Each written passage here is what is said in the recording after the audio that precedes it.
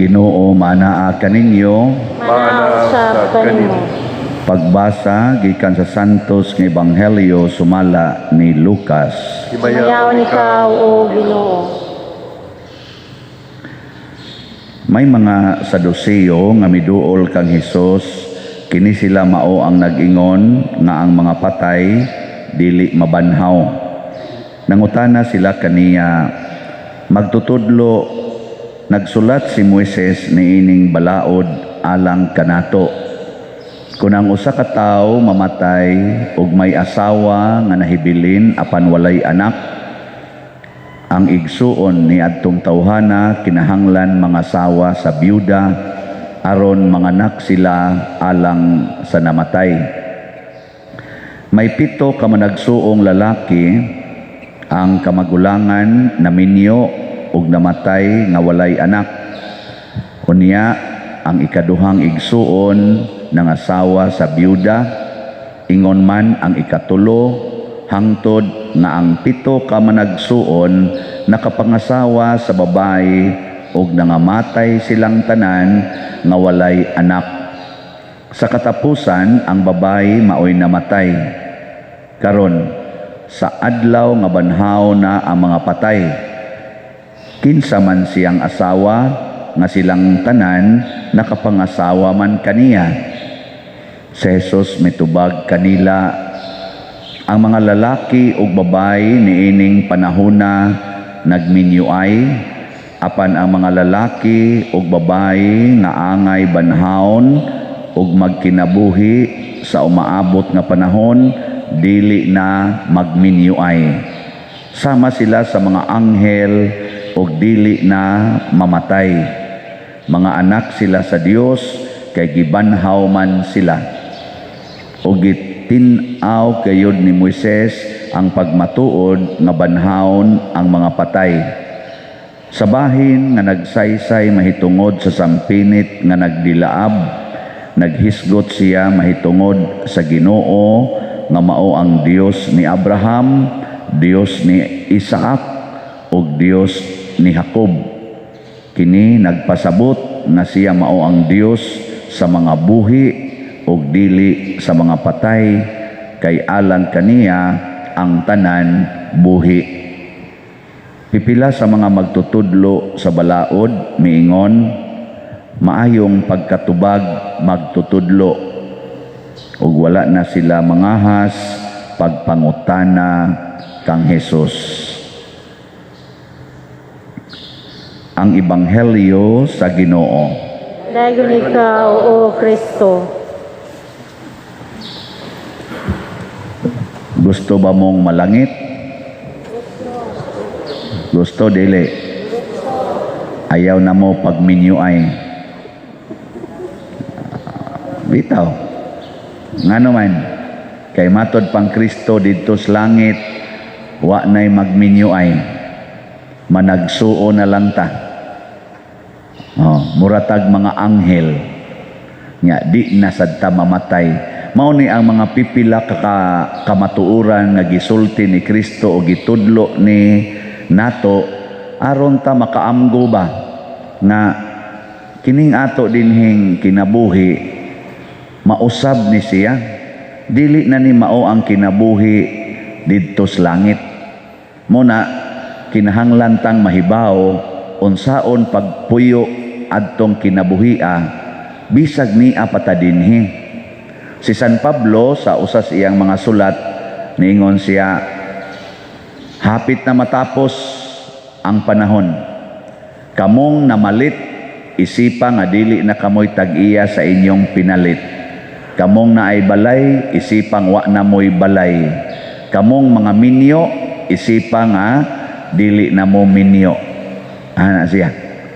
Kamong mga pari, isipa nga dili kamoy tag-iyas kolekta. Ana.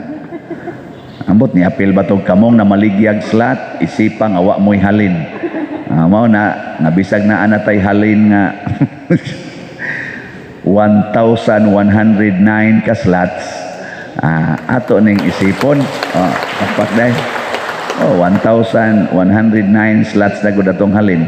Ato lang ning isipon, nakuwang pa. Nya kamo sang nakapalit og slot, isipang wap amo kapalit aron magsigi lang gyud mo og palit. Ana.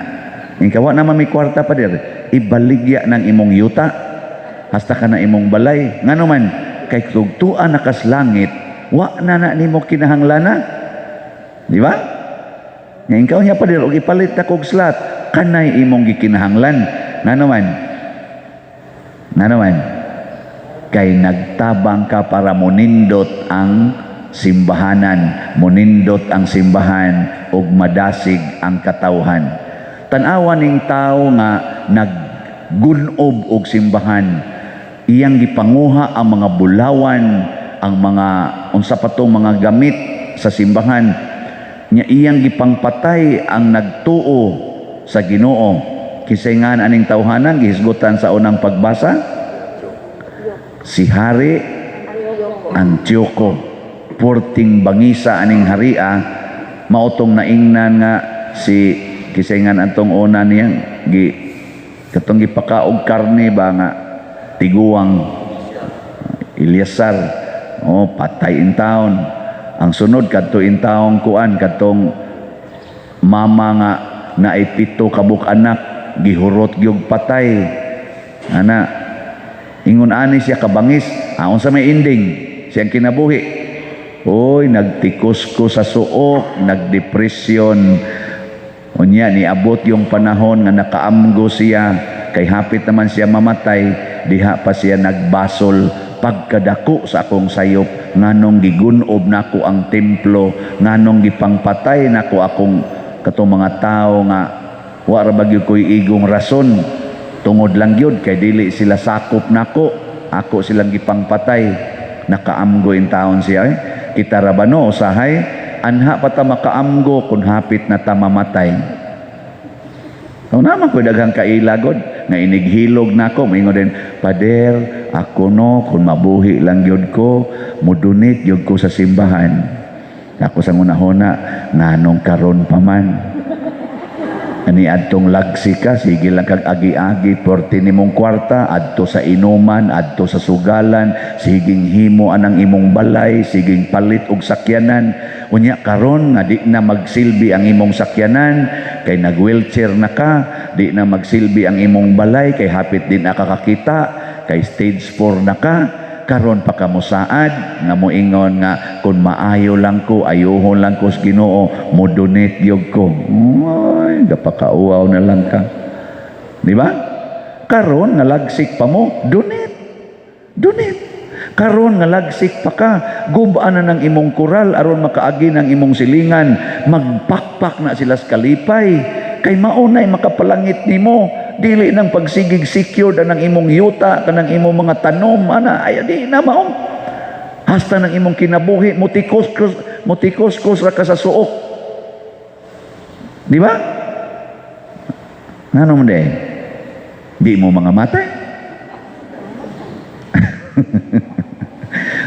Kamong mga asawa ay namo pasigig kasilos anang inyong bana. Ngano man kay kanang inyong bana igsuo na lang na nimo dito sa langit o balangit ng panuway. Yung sige nagpangabit. Nabitay asawa karon nga nag-text nako, Pader, wa gyoy kabutangan sa akong kaguol. Kaya nga akong bana mibiya namo. Tuan na siya sa laing nasod kay gipetisyonan sa iyang mama. Sukad na kalarga hangtod karon din agid siya namo. Ang akong mga anak gibiyaan mi. Porti na ginamong lisura, gibuhat na ko tanan pagkontak niya din agyon. Ana. Unsaon man ni nako, Pader? Nabot na kuno siya ngadto imbahada Di lang yapon siya matagaag. Tabang. Abot ang kuno siya nga tong Sir Tulfo. Di isa kuno mo tabang. Ambot ni ngadto baka siya ni kinsa pa na diyang duulonon. Katapusan niyang giduol Father Siano.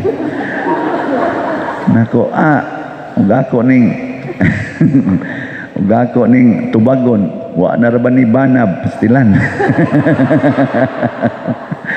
Simba ko uroy. Ingon ko niya ang imong paglaom ayaw ibutang diha sa imong bana, diha sa mga butang sa kalibutan, diha sa kwarta. Ang imong paglaom ibutang diha sa Ginoo. Sa tuy atong tubag sa Salmo karon. Magsadya ako sa imong kaluwasan. Kana magsadya ako sa imong kaluwasan o Ginoo. Ayaw ibutang ang imong kaluwasan diha sa imong bana, sa imong asawa, sa imong mga anak. Apil na ni. Ayaw ibutang diha ang imong kaluwasan. Kay di jud ka magsadya ana kung ana ka mosalig sa imong asawa, moabot yung panahon na kadang imong asawa mo na mo torture nimo. Kung ang imong pagsalig ug paglaom ana nimo ibutang sa imong bana, moabot yung panahon mawad-an ka sa paglaom. Magdepresyon ka sama ni Antioco, gibutang niyang iyang pagsalig sa iyang mga sundalo, uy nangapildi man, ning retreat man, nangaparot man, sus na depression siya Kamo ibutang inyong pagsalig ang inyong balay kay nindot kuno tanawa inig linog inig pangliki ana sa simento magdepresyon gyud ka. Asa man ibutang ang pagsalig? Diha gyud sa kaluwasan nagikan sa Ginoo. Unsaon man ta pagluwas sa Ginoo? Ingon siya, follow me. Sunda ko ninyo. Muna ingos Kristo, sunda si Abraham, sunda si Jacob, sunda si Isaac. Sakto ba ito? Nasayop si Abraham, si Isaac, o si Jacob. Kamo no, wag mo kabantay, kaya wag mo maminaw. Sunda si Moises, sunda ang mga santos, sunda si Jesus o si Maria. Nana, nya, saban, anda mong musunod, aning akong ipanghisgutan. Hoy. Nya, unsa may ilang gibuhat? Nagsige sila pangural. Sige sila pakiskis ilang kilay. Sige sila pariban silang buhok. Sige tigom ana mga sinina nga porting daghana, palit ana mga gadgets nga porting ninduta. Sig pamalit ana mga sakyanan nga porting mahala. Dili oy. Ang gibuhat ani mga tawhana siging ampo sa Ginoo, siging alagad sa katawhan hangtod na nga matay sila. Gipamiyaan gud nila ang ilang kaugalingong mga balay, ilang kaugalingong yuta, labi na gid si Abraham, si Isaac ug si Jacob, namiya gid sila aron moalagad ug motuman sa sugo sa Ginoo. Kita sus pabiyaon lag 1 meter bukid kay isbuot. Si Abraham ang gibiyaan niya iyang nasod ug mibakta sa porting layo ang nasod. Kita pabiyaon lag 1 meter irog na gamayng coral day pati yung tanong mo buanga mo. Makikinihaay tungod lang anang usa ka dangaw nga yuta nagibalhin ang muhon. Makig-away hangtod mga matay tungod lang anang utang nga 5,000 or 10,000. Siging patong og interes anang mga kwarta nagihuwaman in town sa mga kabus nga hapit wa nay gikaon, hapit wa nay ikapa-eskwela sa ilang mga anak. Butangan pag yung interes ang ilang giutang i-5-6 pag yun. Sama mong klasihas mga tao. Di ba? Makigpatay tungod lang anang mga posisyon din sa kalibutan, pagka-presidente, pagka-senador, congressman, mayor, hangtod pagani barangay tanod makigpatay pa tungod lang kay mag-ilog anang pagka-barangay tanod. Ang kuyaw magpatay sad may tungod kay mag-ilog kinsay parish priest aning maong simbahan. Di ba? Wa mo ana maghimo, wa mo anang silusay, kanang indigay, wa mo ana. Duko-duko ra ba eh? Oh, bitanang magpasalamat yun ko aning ganibang kusog kay mutabang. Tanawa ko nini, abot nag 1,109 atong slots nga nahalin. Unya ang ako sang mga bugas nga kana ganing gipanghangyo, ang kas ug ang actual nga bugas ning abot na nanginahanglan man ta adto og 2,100 ka 5 kilogram. O karon ni abot nag 1,230 ka bags. Salamat. Iyo jud kong tabangan nga makaselebrate sa akong birthday nga malipayon. Kay nga akong kalipay anha magyus pagpanghatag. Nya kung di sa kunyo hatagan, wa sa koy ikahatag kay wa man koy income gawas aning dupa-dupa o kanang pamaligyag slot. O di ba? Mao ra gitaw ni akong negosyo nga espirituhanon. Wa jud koy laing negosyo kanira gyud. Nya kutob sa mopalit aning akong produkto, pulos gyud mo masuod sa Ginoo. Wa gyud mo'y kasakit, mawagtang inyong stress. Wa pag nipalit aning akong mga produkto nga niingon ni samot akong stress. Ang ilag yung gisulti, nakuhaan gyud akong stress. Nya nawagtang pag gyud ang ilang problema kay daghang grasya o mga blessings nga niabot nila. Nindot kining negosyo ha. Busa pamalit na mo. Naapay 870 ka bags na kuwang. Naapasay 58,891 na kuwang. Gahapon ni-claim na sad ko dito sa Palawan, Imluelier, RD o Cebuana. Sa Palawan daghan ang na-return sa Cebuana nasa usa sa ning usa na Imluelier nasa na-return. International nga mga kuan in town gipadala.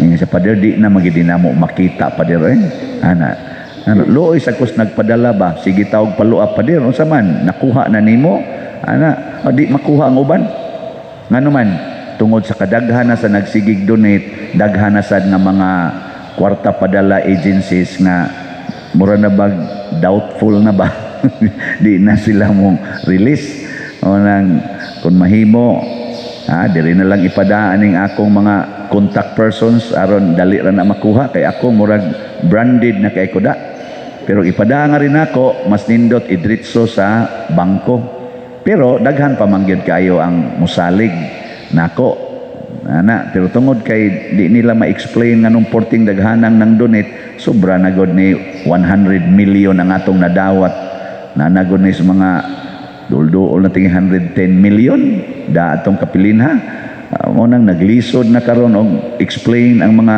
tigpadala kay di man sila ka-explain pero grabe gyud ang gugma ninyo labi na sa mga online atong parishioners so kaning atong contact persons na atong gipamutang dinhi sa atong online makita ninyo karong offertory song og sa ending mao ni sila ang kontaka pwede sag mausad ni inyong gamiton nga padadaan kay ako maning mga trusted persons si Bernardo Jacobi, Brad Loloy atong finance head, si Hinara Laborte ang atong kanini ang treasurer o si Remedios Ocaba nga akong secretary nga nagmonitor sa akong mga schedules. O kani sila mga trusted kay bawo na ni sila nga kun manikas ni sila impierno gini sila ditso.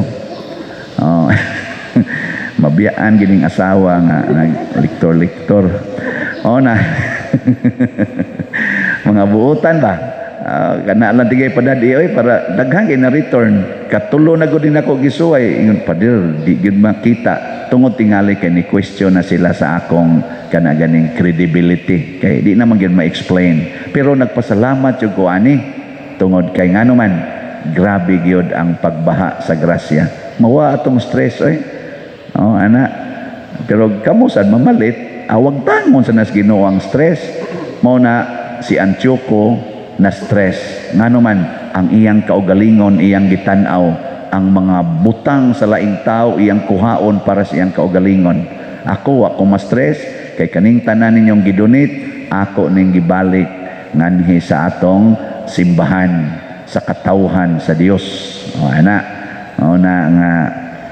na nataroy mga napalit nga mga yuta, napasad tayo mga projects, dako-dako man pero di man ko kapahimo sa og mahuman na ning atong projects nga mga worth 60 million, di jud ko kapahimo sa ngano man, ibalhin man ko, o ibalhin ko wagi siguro ang sunod nga pari din amang imbitar na kog misa. No, magsige, maglaway na lang kog misa diri. Mingaw na lang ko ninyo. Hilak din. Miss na miss kita. Bakit ngayon ka lang dumating sa buhay ko, anak? Di nanay, pero di rasad ko makuha na, di rasad ko mawili anak. Kaya ang akong kalipay naa sa pagtuman unsay sugo sa Ginoo nako karon samtang ni apa ko dinhi. Ang sugos Ginoo pamaligya gyud slat, pagtukod og mga structures na kapuslanan kaayo sa parokya. Himuan na tanan hangtod ka mubiya diha, either ibalhin ngadto sa laing parokya or ibalhin ngadto sa gamayng lugar diin tabunan ka na sa yuta. Bisag asa ka na mobalhin, siguro ang matuman nimo ang imong misyon. Mo na karon tuman ra gyud ko. Kada adlaw baligya gyud. Nya mo palit sad sa aran sa nas Ginoo mawa nang ilang tanang problema. Nako nya Lord, og way kwarta nya mo palit siya kana. Wag tan gina iyang problema kay mapasbo banas gutom. Nya ikaw pasmos gutom, mabuang tingali na, awa nagay problema ang buang. Or mapasmos gutom nya mo sangpit nako mubiya sa iyang mga sala, mabuang na nas pagtuman sa akong mga pulong, mubaha na sa nang grasya diha niya. No? Naman mo kasabot ani akong ipanabi, so nindog lang ta. Mga igsuon, maghalad kita karon sa ato mga pag-ampo ngadto sa Dios, ato maluluyon og manggihatagong amahan og moingon kita, Ginoo, lamdagi kami. Ginoo, lamdagi kami.